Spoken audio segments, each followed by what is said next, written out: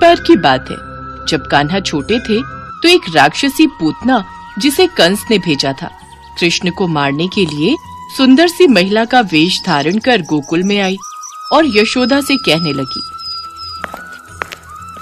मैं देवलोक की वासी हूँ, मुझे एक वरदान प्राप्त है, जो भी शिशु मेरा स्तनपान करेगा वो अमर और शक्तिशाली हो जाएगा, इसीलिए मैं आपके पुत्र को अपना स्तनपान करवाने आई हूँ। भीतर आइए देवी। अंदर आकर पूतना ने कान्हा को गोद में लेकर स्तनपान कराना आरंभ किया। जी भर के दूध पी मेरे लाल, क्योंकि इसके बाद तुम्हें कभी भूख नहीं लगेगी। आह, आह, ये मेरा छोड़ो, ये तुम क्या कर रहे हो? विष भरा दूध पिला रही प्रभु को बालक जान, दूध पान में पी लिए प्रभु ने उसके प्राण। छोड़ो छोड़ो मुझे।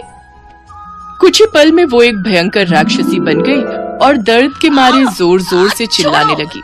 लेकिन बाल कृष्ण ने उन्हें तब तक नहीं छोड़ा जब तक उसकी मृत्यु नहीं हो गई। मेरे लाल, ठीक है न तू, मेरा लल्ला? कान्हा एकदम सुरक्षित थे। ऐसे ही समय बीता।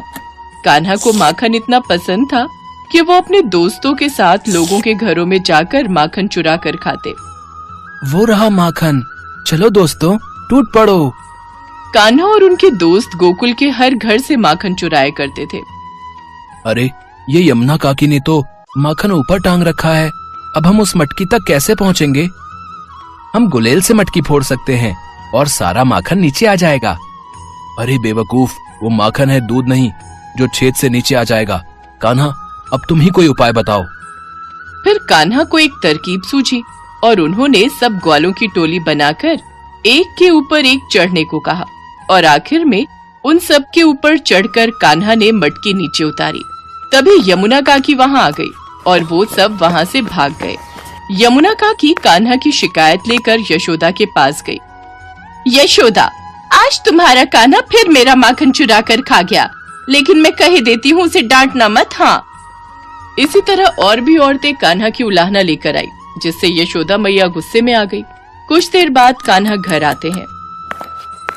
मैया, बहुत भूख लगी है, थोड़ा माखन दो ना खाने को।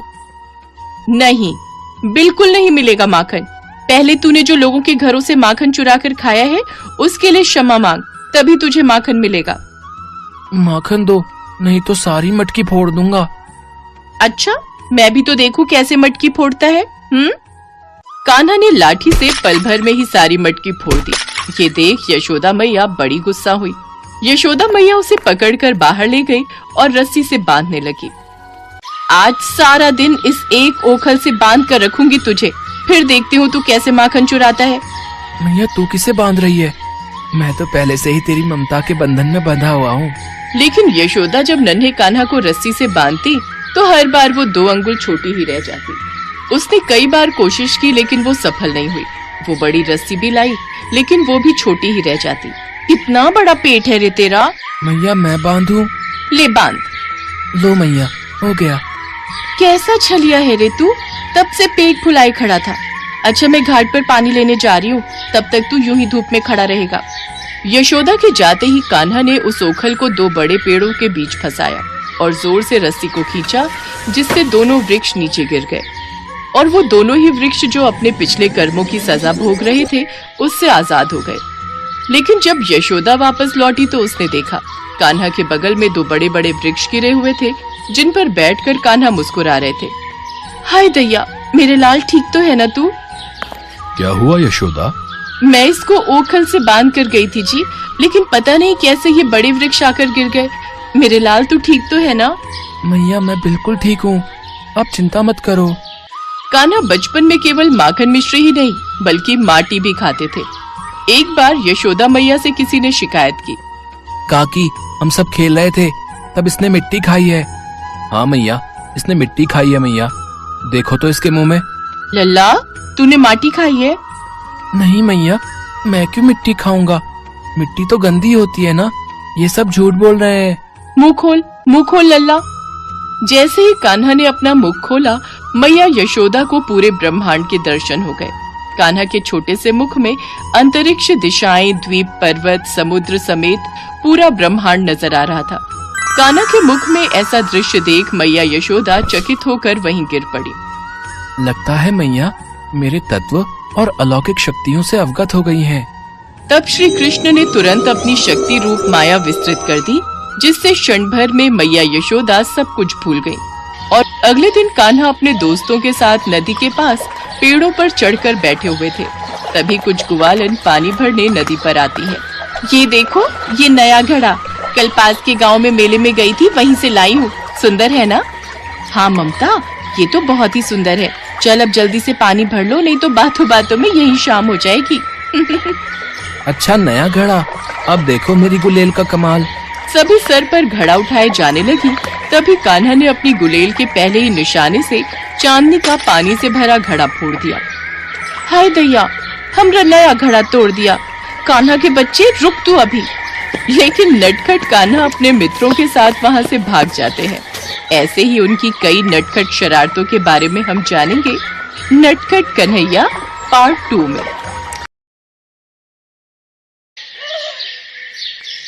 खाटू श्याम बाबा का प्रसिद्ध मंदिर राजस्थान के सीकर जिले में स्थित है। खाटू श्याम जी को भगवान श्री कृष्ण का अवतार माना जाता है। देश के करोड़ों लोग खाटू श्याम जी की पूजा करते हैं।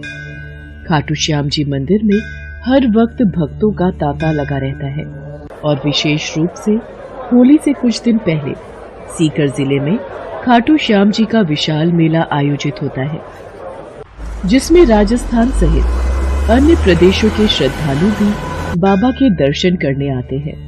खाटू श्याम जी की कहानी महाभारत काल से शुरू होती है, जिस वक्त उनका नाम बर्बरीक था।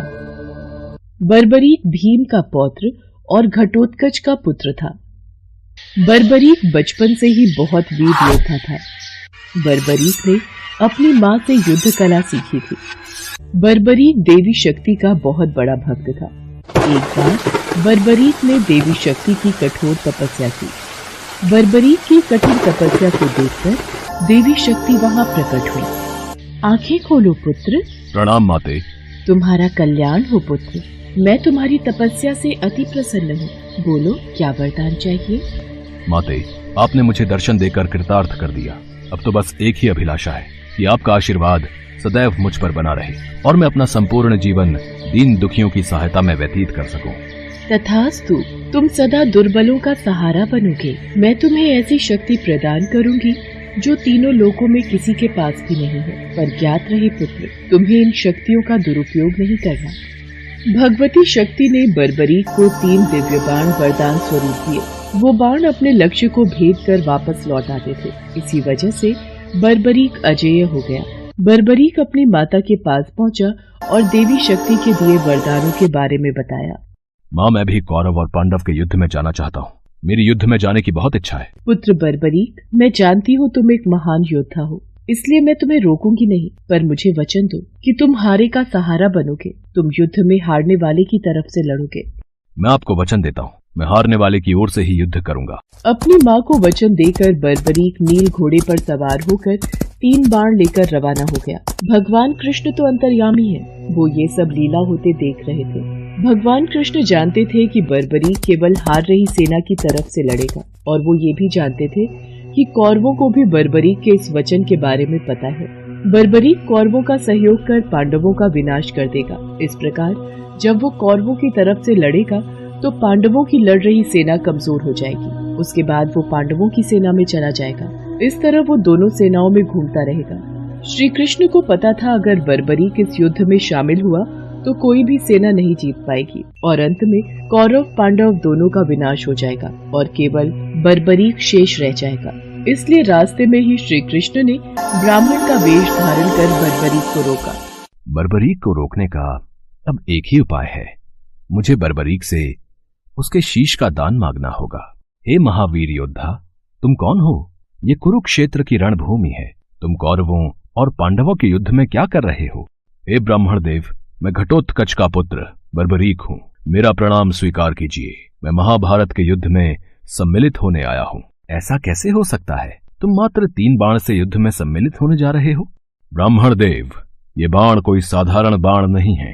इनमें से मात्र एक बाण भी शत्रु सेना को परास्त करने के लिए पर्याप्त है, और ऐसा करने के बाद बाण वापस तरकश में ही लौट आएगा। अच्छा, तो फिर इस पीपल के पेड़ के सभी पत्रों को छेद कर दिखलाओ। बस इतनी सी बात ब्राह्मण देव। बर्बरीक ने ब्राह्मण रूपी श्री कृष्ण की चुनौती स्वीकार कर ली और ईश्वर को स्मरण कर पेड़ के पत्तों की ओर बाण चलाया। बाण ने क्षण भर में पेड़ के सभी पत्तों को भेद दिया और श्री कृष्ण के पैरों के इर्द गिर्द चक्कर लगाने लगा, क्योंकि एक पत्ता उन्होंने अपने पैर के नीचे छुपा लिया था। ब्राह्मण राज, अपना पैर यहाँ से हटा लीजिए, वरना ये तीर आपके पैर को भेद देगा। ये तीर बिना लक्ष्य पूरा किए वापस तरकश में नहीं लौटते। बर्बरीक के तीर अचूक हैं, लेकिन अपने निशाने के बारे में खुद बर्बरीक को भी पता नहीं रहता है। असली रणभूमि में अगर मैं सभी पांडव भाइयों को अलग अलग कहीं छिपा भी दूंगा ताकि वो बर्बरीक का शिकार होने से बच जाएं, तब भी बर्बरीक के तीरों से कोई नहीं बच पाएगा। इन अचूक तीरों से कोई नहीं बच सकता है। हे वीर योद्धा, मैं तुम्हारे साहस की सराहना करता हूँ। मैं तुमसे दान स्वरूप कुछ मांगना चाहता हूँ। ब्राह्मण महाराज, यदि मेरे वश में होगा तो मैं आपकी इच्छा स्वरूप दान की अभिलाषा जरूर पूर्ण करूंगा। मैं वचन देता हूँ, आप मुझसे दान में जो भी मांगेंगे मैं आपको मना नहीं करूंगा। मुझे तुम्हारा शीश दान चाहिए, क्या तुम ऐसा कर सकते हो? आप कौन हैं? मुझे अपना परिचय दीजिए। आप मुझे ब्राह्मण नहीं दिखाई देते। कृपया करके मुझे अपने वास्तविक रूप से अवगत कीजिए। बर्बरीक की प्रार्थना करने पर भगवान कृष्ण अपने रूप में आ जाते हैं। बर्बरीक उन्हें प्रणाम करता है। वासुदेव कृष्ण, आप स्वयं मेरे शीश दान की अभिलाषा हेतु आए हैं। बर्बरीक, युद्ध भूमि की पूजा के लिए एक वीरवर क्षत्रिय के शीश के दान की आवश्यकता होती है, और तुम महावीर महायोद्धा हो, अतएव मैं तुमसे शीश दान मांगता हूँ। हे वासुदेव कृष्ण, मैं आपको शीश दान अवश्य दूंगा, पर मेरी 2 इच्छाएं हैं। पहली ये कि मेरी देह को आप स्वयं अग्नि देंगे, और दूसरी इच्छा ये कि मैं अंत तक इस युद्ध को देखना चाहता हूँ। ऐसा ही होगा वीर शीशदानी बर्बरीक। कलयुग में लोग तुम्हें हारे का सहारा बोलेंगे, तुम्हें श्याम नाम से पुकारेंगे।